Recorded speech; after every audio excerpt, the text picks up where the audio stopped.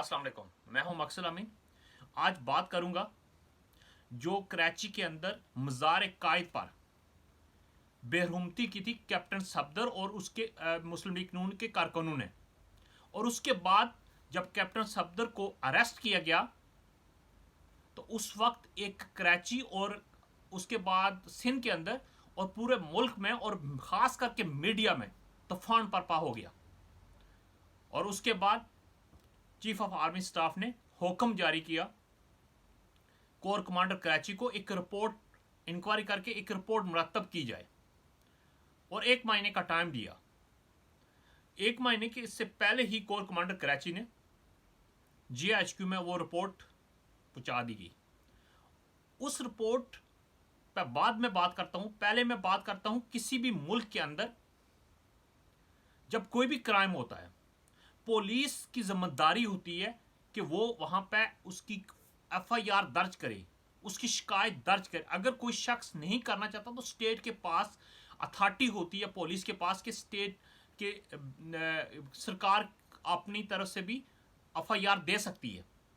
लेकिन पुलिस ने इस पर खामोशी अख्तियार की और फिर जो असास अदारों ने मजबूर किया IG को, और पुलिस और रेंजर चली गई और पुलिस ने उसे कैप्टन सफदर को अरेस्ट किया।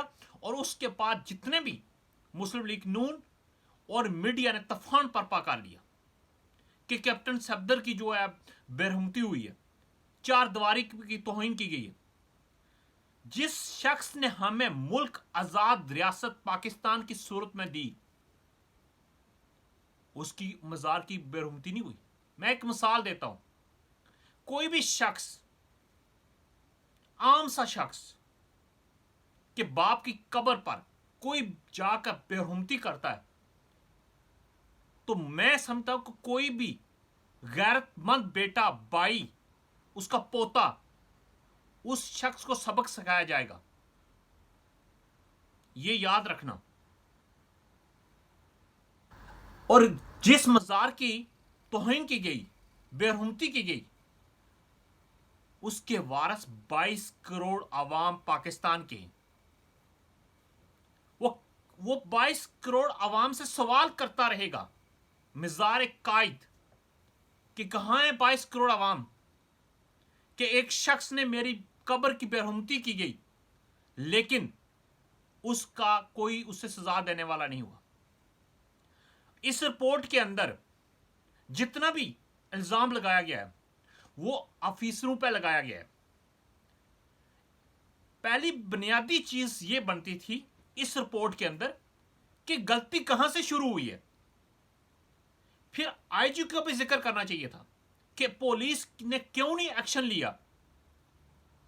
कैप्टन सफदर को भी रखना चाहिए था। उसके बाद सिंध जो पुलिस है और सिंध गवर्नमेंट का किरदार भी सामने लाना चाहिए था कि सिंध गवर्नमेंट ने क्यों नहीं एक्शन लिया, पुलिस ने क्यों नहीं एक्शन लिया, और क्यों मजबूर हुई हमारे असास अदारे और रेंजर, क्यों मजबूर हुए अफीसर के जज्बात में आकर उन्होंने मजबूर किया और IG को हुक्म दिलाया कि जाके अरेस्ट करो कैप्टन सफदर को।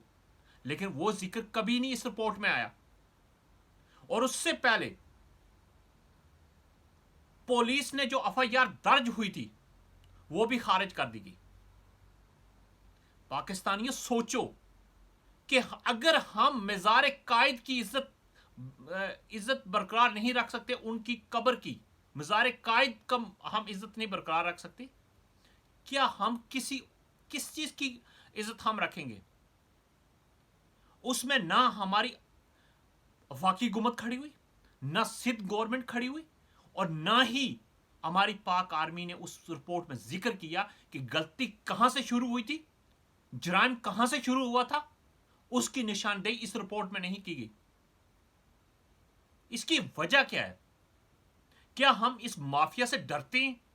क्या मुस्लिम लीग नून का जो प्रेशर था आर्मी के ऊपर वो आर्मी हैंडल नहीं कर सकी? क्या जनरल बाजवा पर जो नाम लेके कहते थे उसका हैंडल नहीं कर सकते कि इसका माहौल खराब होगा? और ये मज़ार कायद जिसने बेरहमती किया उसको तो इस रिपोर्ट में बरी कर दिया गया। उसका तो कसूर ही नहीं है। कसूर सिर्फ और सिर्फ ISI के और रेंजर के अफीसरों का है, बाकी किसी का नहीं है। ना IG का है, ना सिंध गवर्नमेंट का है, ना ही कैप्टन सफदर का, जिसने ये सारा ड्रामा वहां पर किया और जिसने ये जुर्म किया और उस जुर्म पर पर्दा डाल दिया गया। जनरल रईस शरीफ ने डॉन लीग पर पर्दा डाला था, जनरल बाजवा साहब ने मज़ार कायद का इस पर पर्दा डाल दिया। अगर हम मज़ार कायद को इज्जत नहीं दे सकते, उनकी मज़ार की इज्जत और जो वहां पर बेरहमती की है उसको सजा नहीं दिला सकते, तो आम शहरी को क्या सजा मिलेगी? आम शहरी को क्या इंसाफ मिलेगा? ये सारे सवाल हैं, ये अब पाकिस्तान की आवाम को सोचना चाहिए। ये जितनी भी रिपोर्ट आई है, ये सारी ये उन अफीसरों के खिलाफ आई है। उन अफीसरों को जबरदस्त काम किया। ये आईजी सिंध के मुंह पे थप्पड़ है, सिंध गवर्नमेंट पे थप्पड़ है जो उन अफीसरों ने काम किया। मैं उन अफीसरों के साथ खड़ा रहूंगा, जिन्होंने उनने एक्शन लिया था। हम इतने कमजोर हो चुके हैं कि हमारे अदारे इतने कमजोर हो चुके हैं और सिंध पुलिस इतनी कमजोर हो चुकी है, सियासी बन चुकी है। और मैं इमरान खान साहब को कहता हूं कि आईजी को बुला के पूछें आपने क्यों नहीं इस पर एक्शन लिया था, क्योंकि आईजी जो है वो वफाक का नुमाइंदा है, और उससे सवाल करें कि आपने क्यों नहीं एक्शन लिया, इसकी वजह क्या थी। जिम्मेदारी पुलिस की बनती है, असासादारों की नहीं बनती, रेंजर की नहीं बनती। लेकिन जब पुलिस खामोश हो जाए, जब हुकूमत खामोश हो जाए, तो किसी ने तो एक्शन लेना होता है। रियासत है, रियासत को बचाना होता है। और कायद का मजार था जिसने हमें आजाद रियासत दी, जिसने हमें हर तरह की फैसिलिटीज दी। देखें हमारे मकबूजा कश्मीर में, देखें इंडिया में मुसलमानों के साथ क्या होता है। आज यही इंडिया के मुसलमान ये कहते हैं कि मिस्टर जिन्ना बिल्कुल दुरुस्त कहता था कि हमें अलग एक रियासत होनी चाहिए थी मुसलमानों की। आज पूछें इंडिया के मुसलमानों को, आज पूछें हमारे भाइयों को जो मकबूजा कश्मीर में 70 साल से जुल्म हो रहा है, लेकिन हम उस पर नहीं जाते। इस मुल्क ने बड़ा पाकिस्तान की आवाम को बहुत कुछ दिया, और जिस कायद ने हमें यह मुल्क दिया उसका मजार की आज उस शख्स ने जिसने बेरहमती किया उसको हम सजा नहीं दिला सकते। कोई भी अदारा, कोई भी हुकूमत, कोई भी मीडिया आवाज नहीं उठा सकता। और मैं सबसे बात पे मैं याद आई है, मैं करना चाहता हूं, जितना मीडिया पाकिस्तान का मुनाफिकत इस वक्त अदा कर रहा है, इतना कोई भी नहीं करता। ये डाकुओं, चोरों और करप्ट लोगों को डिफेंड करता है। आप देख लें, कोई भी जो इंसाफ पे, सच पे खड़ा होगा, इस मीडिया ये साथ नहीं देगा। ये मीडिया ऑनर जो हैं बड़े बड़े मगरमच्छ हैं, और इन्होंने फैसिलिटीज ली हुई हैं इन साबका हुकूमतों से, और उनके खिलाफ ये आवाज नहीं उठाते। मुझे एक साफी का नाम बता दें, पाकिस्तान में एक साफी का नाम बताते हैं जो हमेशा सच बोलता है। कोई भी नहीं बोलता, सब झूठ बोलते हैं। शाम 7 बजे आते और 11 बजे तक ये झूठ बकवास करते रहते हैं। लेकिन जब बात आती है सच और सच बोलने की, उस वक्त ये भाग जाते हैं, और उस वक्त इनके मुंह पर ताला लग जाता है।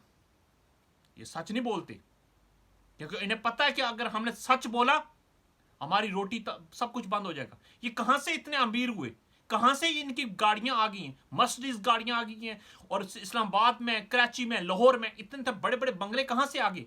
यही लिफाफे लेके, यही ब्लैकमेलिंग करके।